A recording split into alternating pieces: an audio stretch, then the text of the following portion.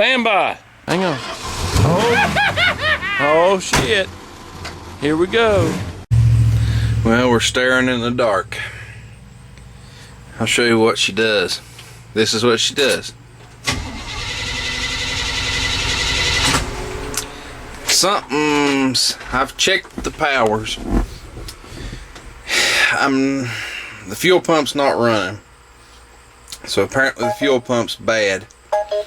I was kind of hoping that wasn't going to be the case, because you know, that's if I remember right, it's about $100 pump. So it's adding up. It's adding up quick. But it is what it is. It's all on there now, so there's no backing up and punting. Plus, if I put a new fuel pump on it, I know it's good. I mean, I know it'll last.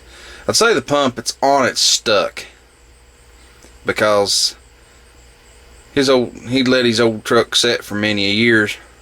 You know, we all do that from time to time. So I'd say that pump's stuck. I'm gonna take that pump off. I'm gonna spray it full of penetrating oil, and I'm gonna let it set till tomorrow, and then I'll jump wire it, or either have it hook it to the battery charger and see what it does. It may, with just a little bit of effort, run again. If not, I guess I'll go buy one or order one off the internet. But the sad part is I kind of need this truck to be running by the end of the week. It needs to be running. I mean, I've got other wreckers, so it's not like I have to have this truck for that use, but this truck needs to be running by the end of the week for sure, because it has to go somewhere. And so's that old Ford.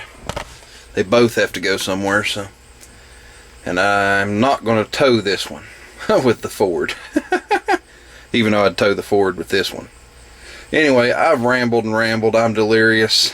It's, I would say, close to midnight. I don't know. Let's see. Yeah, oh, it's after midnight. It's 12:07. Yep. 6%. She's fixing to shut down. Whatever. I don't really care. If anybody wants me at midnight, they can just... Tonight, they can give up. I don't care. But, anyway. I guess I'll crawl under this thing and take a fuel pump off of it, because I'm already nasty. You can't see, but my hand's as black as it looks, I promise. Along with every other square inch of my body. Dirt and just grime out from under the truck. It's just, you know, and that old tar undercoating, you know how that stuff is. Well, anyway, let's go there and get the fuel pump off and see what happens. Bah humbug.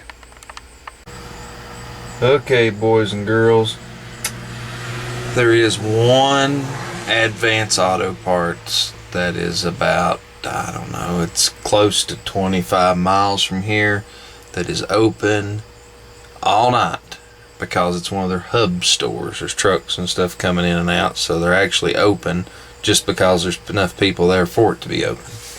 Well, anyway, I diagnosed this thing out, and granted, it'll be daylight here very soon, and it needed a fuel pump. Well, I went and bought a fuel pump. Got one for a I can't remember, 87, 88 Ford rail pump for a pickup, F-150. That's works. I come back, I put it on, and I've got fuel injectors just pouring. Well, I do a little research, and it's not the seals. The injectors themselves are bad. One of them was not so bad. The other one was pouring. Well, anyway, I go back to the auto parts store, and thank goodness they had numbers on them. He crossed them up to something. They're 80 pound-hour injectors. Got 2 injectors. Come back, put them on.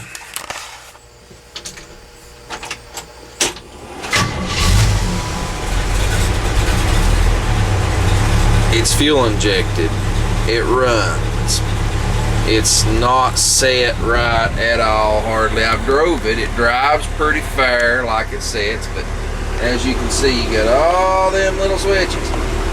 I've been tinkering, but it's idling smooth, and it's running at, I don't know, maybe I should turn that off and turn this on.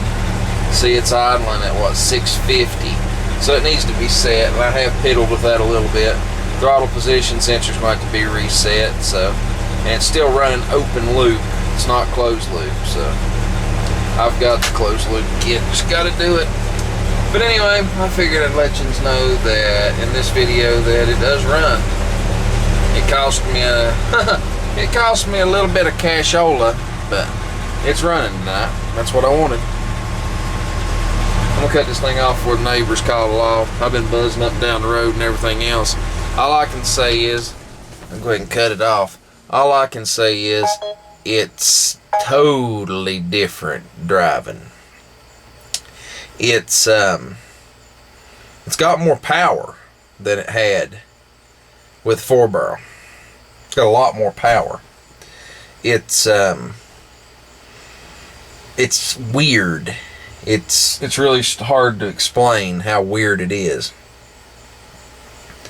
It's got a lot of torque, a lot of low-end torque. It's got good higher RPM torque and horsepower, but it's got an odd spot in it where it's more like your throttle position. It's got an odd spot in your throttle range that it has no power. It had that, like I said, it had that before, you know, with the 4-barrel. It had a spot that it had nothing. And it still does, but I don't think it will be there when I finish tuning this thing. I think it will go away. And it may just be the throttle position sensor needs adjustment, because it's, like I said, it's got a little flat spot, kind of in an odd RPM range. But if this was not in this low geared truck and this was in a car, that flat spot probably wouldn't be there. I don't know. I'm impressed with this system. I'm impressed with the projection. It's pretty simple to put on. You know, if I'd have been putting a brand new Holley in the box Holley kit on, this right here would have went a whole lot quicker. If I was putting it on a truck that wasn't over 50 years old, it would have went a lot quicker, because of some of the things I had to do that you normally wouldn't have to do. I had to add a fuel return line. I did not have one. I had to add one to the truck. I actually scratched my head for, I don't know, I guess about a week on how to do that. And I was going to drill a hole in the tank, which I've done this before in race cars and stuff, to put a return. I was going to drill a hole, take a darn drill, and you take a cordless drill. I'll tell you how you do this. How you can safely do it. I'll tell you how you can safely do it, but please don't do it. It's dangerous. At least, I don't think it is, but anyway. You purge the fuel tank with CO2. You can use a CO2 fire extinguisher, or you can just give it a good blast, or you can use just an actual bulk tank of CO2 and, you know, purge the tank. If there's no oxygen, you can't have an explosion. You can't have fire in the tank. Okay? If you're drilling a hole and you're not being crazy, drilling like cramming the drill through it as hard as you can, 99.9% chance that you'll never make a spark. The problem is the brushes in your drill, electric or cordless. They're constant little sparky arcs going on in them. I mean, take your sawzall, anything, look in through your drill, whatever, anything you can get your hands on. It's electric, it's a hand tool. Pull the little trigger on it, make it run, and look in through the vent holes. You will see sparks and fire flying. That is your ignition source when people drill tanks, most likely. That's your ignition source. Well, the way, like I said, the way you can do it and do it fairly safely is to take, is to purge the tank with CO2. That's your first step, or an inert gas. You can use nitrogen, whatever, an inert gas. CO2 usually seems to work the best, in my opinion. But anyway, and plus it's cheaper. Take a cordless drill, put it in a big 1 gallon Ziploc bag. Okay? Take duct tape, I'm not joking, and wrap it around the front right behind the chuck. You seal the drill in a plastic bag, but where you can still pull the trigger and use it. And then you drill your hole. You have isolated the spark from vapor. It's in that bag. It's not external. Is it safe to drill a hole in a gas tank? No, not like that. Probably not. But you can do it. Like I said, I've done it and I've done it. But the thing was, I was looking at different ways. Come on, focus, darn you. I was looking at different ways to drill a hole in a tank, or to get a hole in a tank, different ways to cut a hole, how people would have done it. Well, I looked on YouTube and just thought I'd just look it up, just like drill a hole in a gas tank, see if anybody says anything. And well, I didn't find any videos about anybody putting a hole in a fuel tank to add a fuel return.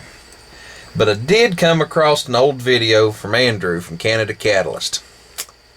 Y'all, a lot of yous will remember that. Remember when Rodney about burnt to the ground? And yeah. Yep. And that was from drilling a hole in the gas tank. Yep. That was probably from the liquid fuel, because that's why they'd have been drilling the hole, to get the liquid fuel out.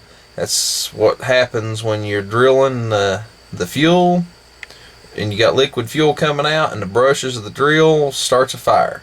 That's what happens. But so I decided I wasn't going to do that. And I'm going to show you right here, right now. I'm going to start this thing back up real quick. And I'm going to show you where I put my fuel return. You've already seen it, but I'm going to show you. It's kind of neat. It works.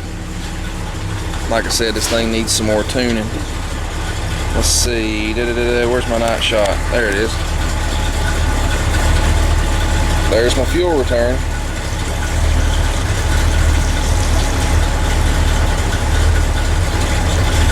Looks pretty good to me. It's running right back in.